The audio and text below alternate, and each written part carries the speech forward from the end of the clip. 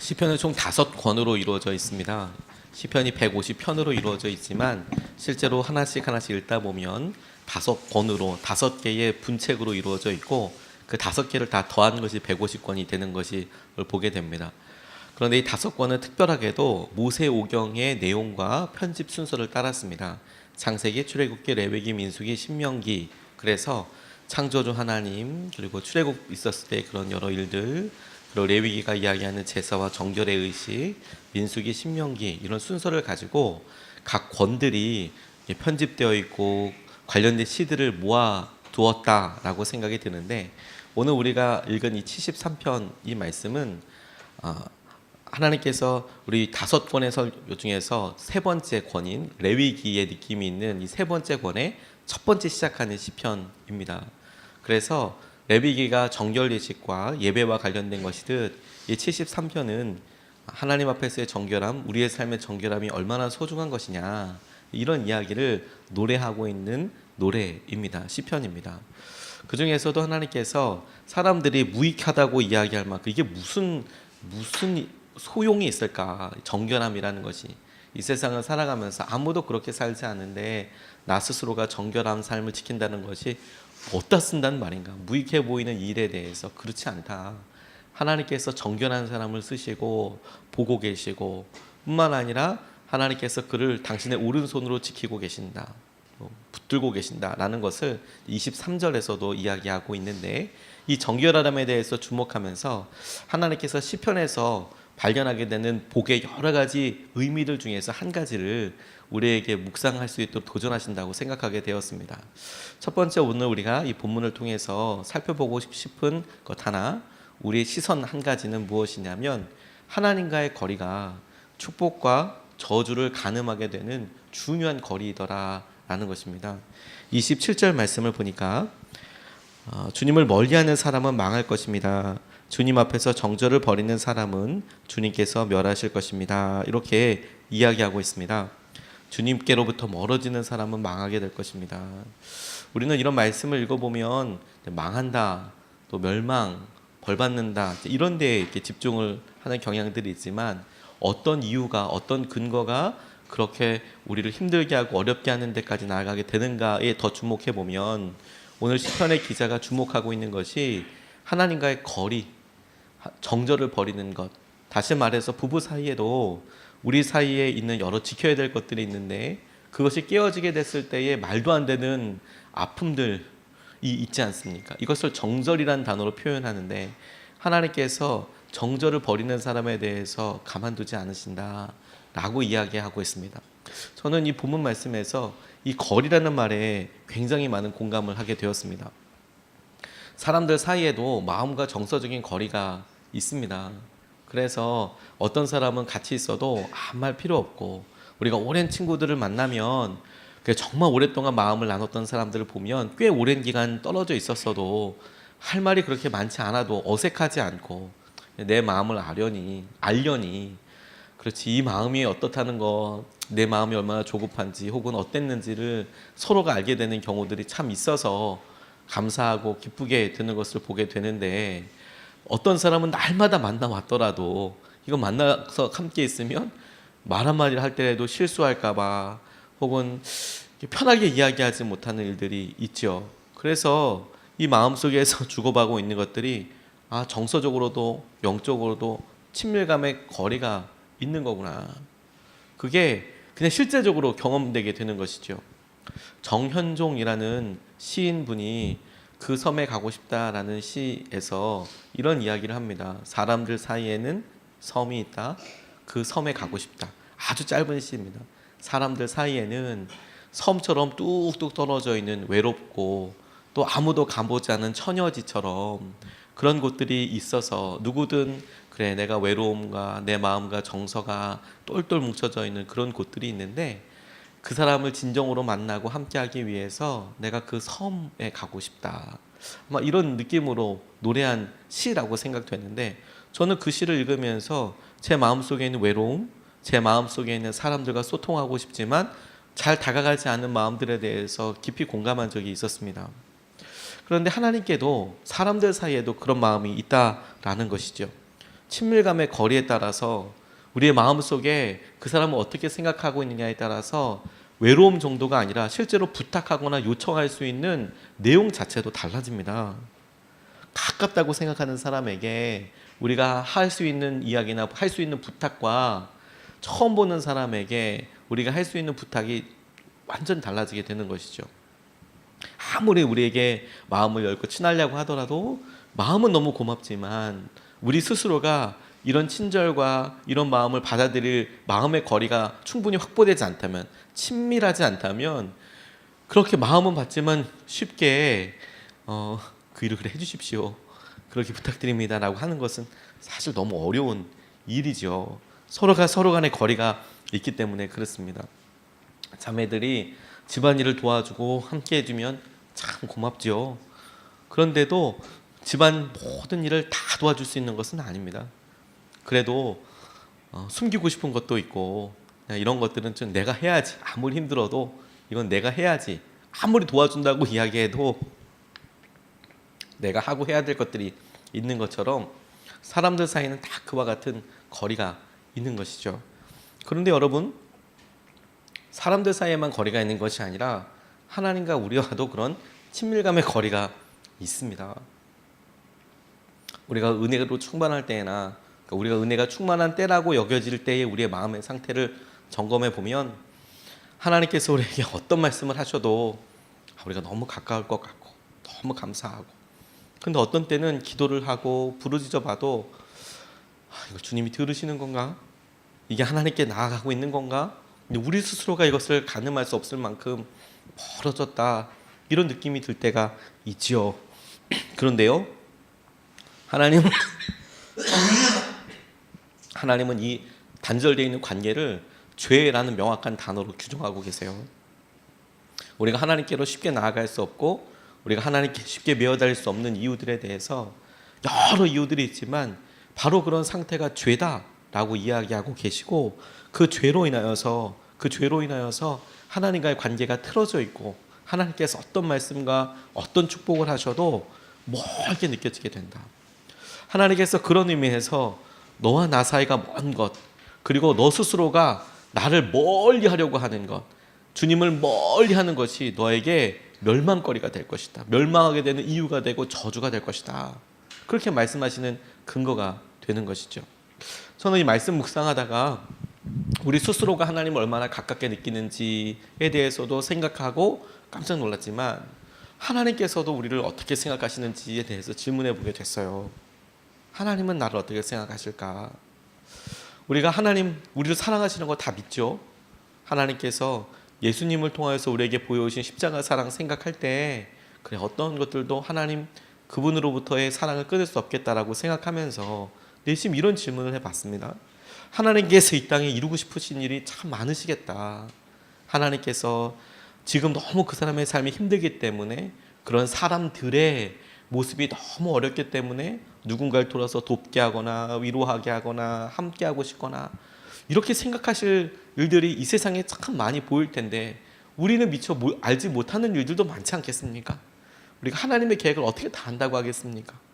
그런데 하나님께서 정말로 그 일을 돕고 누군가 가서 헌신하고 누군가 가서 그들과 함께 하려고 할 때 하나님 마음속에, 그래, 그 사람이라면 내 말을 꼭 들어줄 거야, 내가 이런 아픔과 내 마음에 정말 아려오는 이 사람들, 이 아이들, 이런 어른들, 우리 부모님들 건강, 뭐 이런 것들에 대해서, 그래, 누군가 내가 이 사람한테 얘기하면 딴 사람들은 다 바쁘다 그러고 뭐 어쩌다 그러고 안 가도 안 해도 멀리 해도 그 사람은 꼭 들어줄 거야, 이런 사람이 하나님께도 있겠다라는 생각을 떠올리게 됐어요. 우리가 마치 그렇듯이 우리가 어떤 부탁이나 어떻게 생각을 할 때, 어려운 일이 있을 때 제일 먼저 생각나는 사람이 있듯이 하나님께도 그런 사람이 있지 않을까?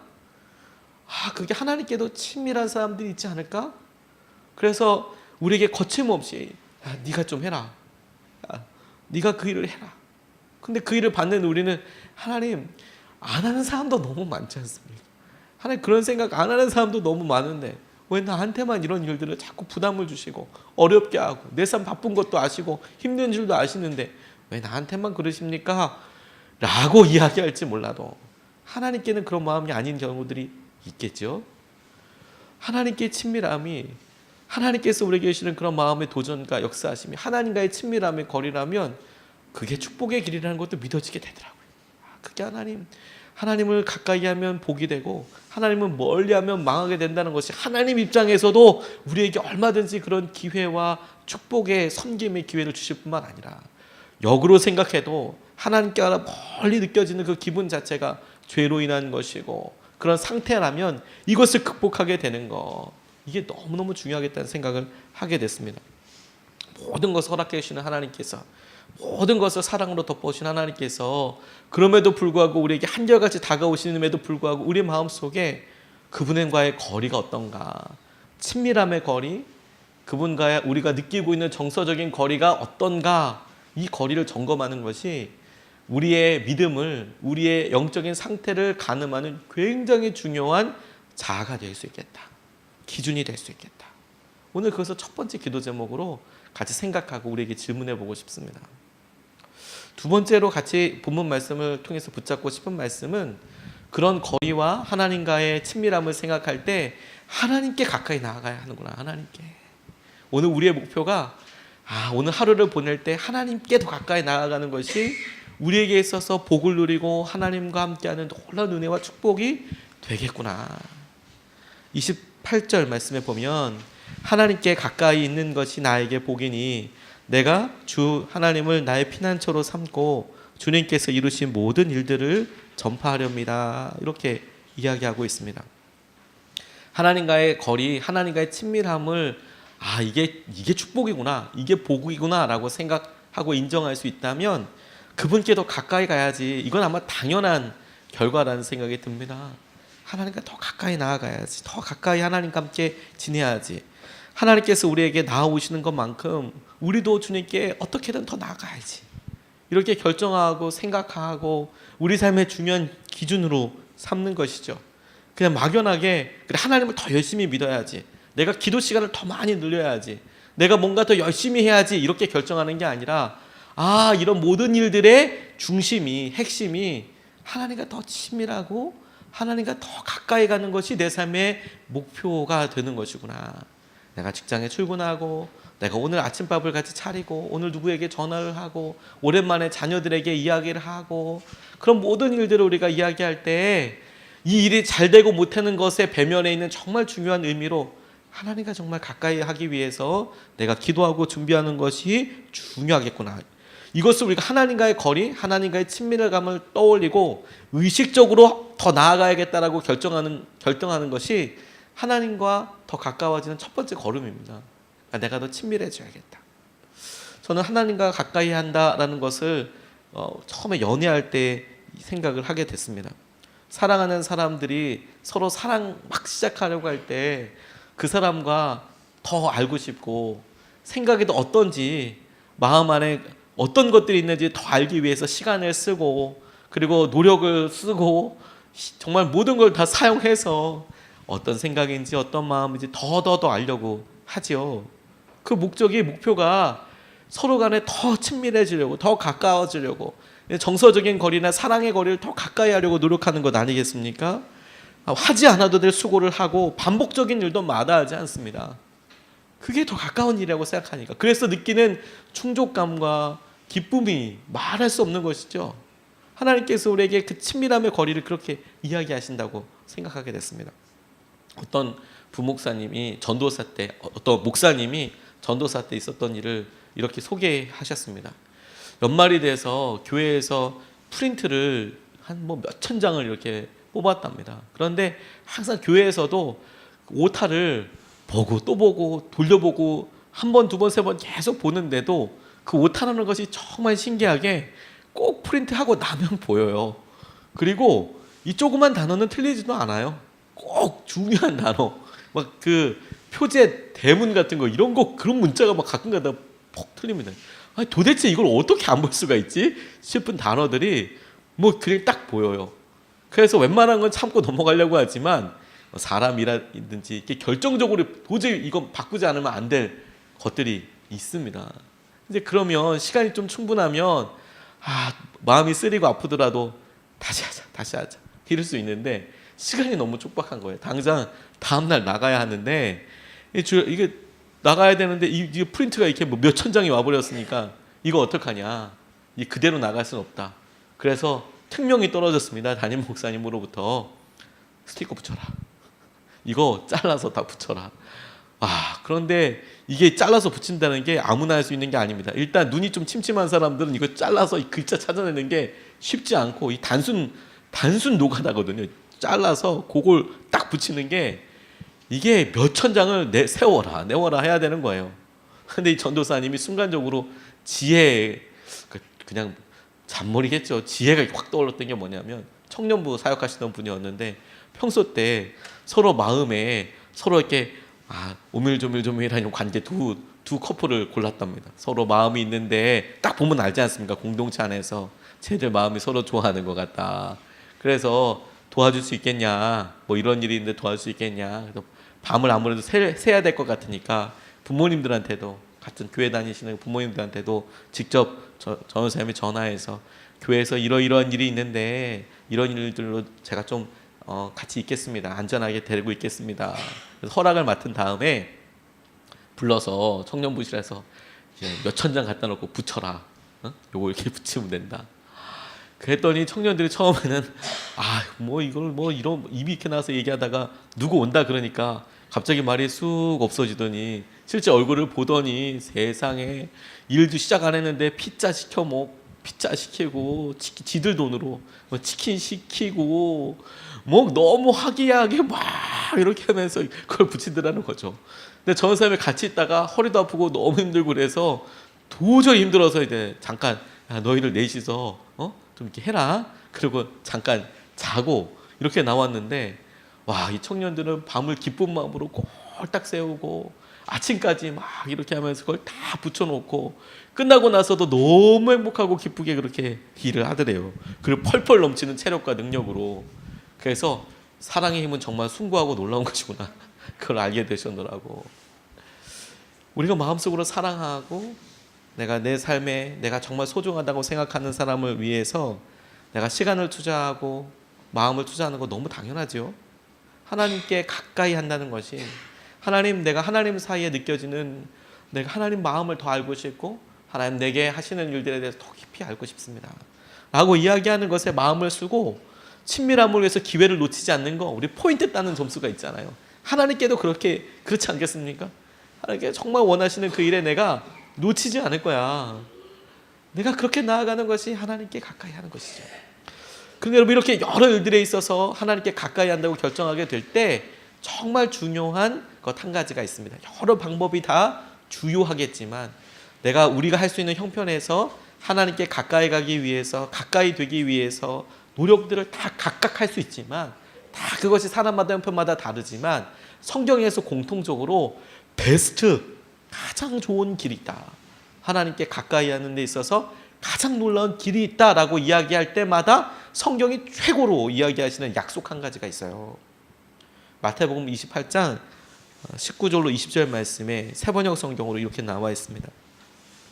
그러므로 너희는 가서 모든 민족을 제자로 삼아서 아버지와 아들과 성령의 이름으로 세례를 주고 내가 너희에게 명령한 모든 것을 그들에게 가르쳐 지키게 하라. 보아라, 내가 세상 끝날까지 항상 너희와 함께 있을 것이다. 이렇게 이야기하고 있어요. 저는 이 약속을 붙잡고 가르쳐 지키게 하고 세례를 주어서 이렇게 하는 것들에 대해서 처음에 많은 은혜를 받다가 20절 말씀의 맨 마지막 부분을 보고 마음이 너무 감동이었습니다. 뭐냐면 그래, 너희들 그렇게 복음을 전파하고 내 증인이 되라. 그러면 보아라, 너희도 확인하게 될 것인데 세상 끝날까지 내가 너와 함께하는 것을 너 보게 될 거다. 너 확인하게 될 거다. 그게 예수님께서 우리에게 2번, 3번, 4번, 10번, 100번 강조하신 이야기예요. 네가 증인될 때 네가 어느 곳에 있든지 세상 끝날까지 내가 너와 함께하고 있다는 것을 네가 알게 될 것이다. 네가 경험하게 될 것이다. 보게 될 것이다. 이렇게 말씀하고 계시는 것이죠. 저는 시편 기자가 하나님께 가까이 있는 것이 내게 복입니다. 그렇게 이야기해놓고 내가 그래서 하나님을 나의 피난처로 삼겠습니다. 그것도 너무 이해가 되고, 근데 그럼에도 불구하고 내가 하나님께서 하신 일들을, 모든 일들을 내가 전파하렵니다. 내가 하나님께서 하신 여러 일들을 내가 입으로 고백하겠습니다. 내가 그렇게 스스로 계속해서 사람들에게 내가 알리도록 하겠습니다 라고 하는 이야기가 하나님께서 그렇게 노래하고 찬양하는 걸 통해서 그의 전파와 그의 증인됨을 통하여 하나님과의 친밀함을 누리게 하시는 거구나, 그런 거라고 깨닫게 됐어요.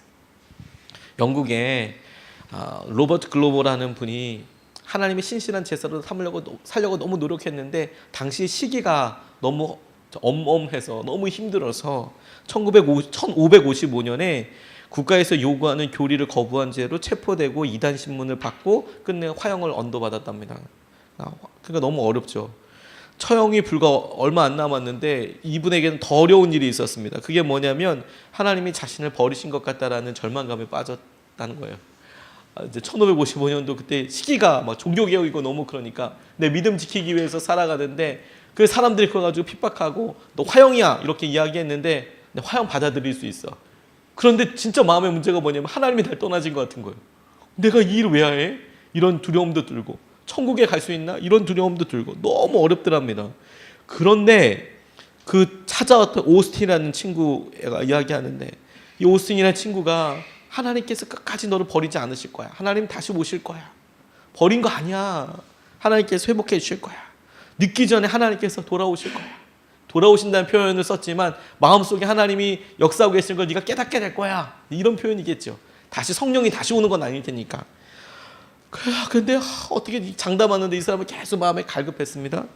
근데 사형 전날 로버트가 종일 기도했는데 여전히 하나님의 임재나 위로가 느껴지지 않는 거예요. 내일 내가 죽는데 화형되는 건 어쩔 수 없는데 너무 힘들다는 거예요. 근데 이튿날 아침 사형 집행인들에게 이제 끌려가는데 내가 이제 막 나가서 끌려가는데 이제 내가 하나님 믿는다고 고백하고 이것은 진리가 아니다라고 생각해서 내가 이렇게 믿는 것이 내가 하나님을 온전히 믿고 따라가는데 꼭 그렇게 전통적인 방식과 내가 이런 게 아니라 내가 주님 안에서 주님을 새롭게 만나는 방법이 있을 거야.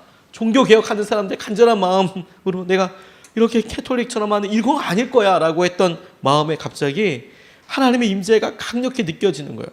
그래서 그거 화형 받으면서 끌려가면서 이렇게 소리쳤대요. 기쁨에 겨워서 오스틴 하나님이 오셨네. 하나님이 오셨다고. 그러면서 기쁨으로 죽으러 나아갔다고. 하나님께 나아가는 것 점점 가까이 하는 것이 우리에게 복입니다. 우리가 증인으로 설 때 하나님께서 이렇게 기쁨과 은혜로 함께하고 계시는 것이죠. 오늘 우리에게 하나님께서 그런 복을 선택할 수 있는 기회를 주신 것입니다.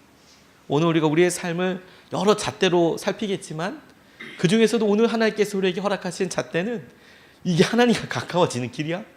하나님과의 거리가 어떤 거야? 지금 친밀한 건가? 이렇게 묻는 거. 그게 첫 번째 우리가 같이 나눴던 것이고 두 번째 나눴던 것은 그런 질문과 함께 하나님께 가까이 가는 게 우리에게 복이지. 하나님께 더 가까이 가게 해주십시오. 이 두 번째 말씀을 붙잡고 우리가 같이 기도하고 싶습니다. 오늘 우리가 암송이라고 말씀을 적어놨는데 28절 말씀을 같이 집중해서 우리 3번 같이 읽겠습니다. 시작. 하나님께 가까이 있는 것이 나에게 복이니 내가 주 하나님을 나의 피난처로 삼고 주님께서 이루신 모든 일들을 전파하렵니다. 하나님께 가까이 있는 것이 나에게 복이니 내가 주 하나님을 나의 피난처로 삼고 주님께서 이루신 모든 일들을 전파하렵니다. 하나님께 가까이 있는 것이 나에게 복이니 내가 주 하나님을 나의 피난처로 삼고 주님께서 이루신 모든 일들을 전파하렵니다. 아멘. 우리가 이것을 붙잡고 2번 나눠서 같이 기도하겠습니다. 첫 번째, 우리 마음의 죄, 습관적인 연약함을 극복하게 해달라고 기도하겠습니다.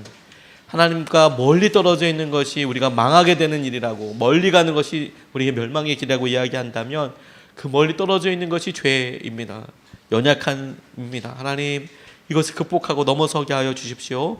우리가 주님의 정결함을 회복하게 하여 주시고 오늘 우리를 구원하여 주시고 용서하여 주시고 주의 말씀과 은혜대로 우리가 정결한 삶을 살게 하여 주십시오. 우리의 마음의 죄와 습관적인 연약함을 극복하게 해달라고 우리가 첫 번째로 같이 기도하시겠습니다.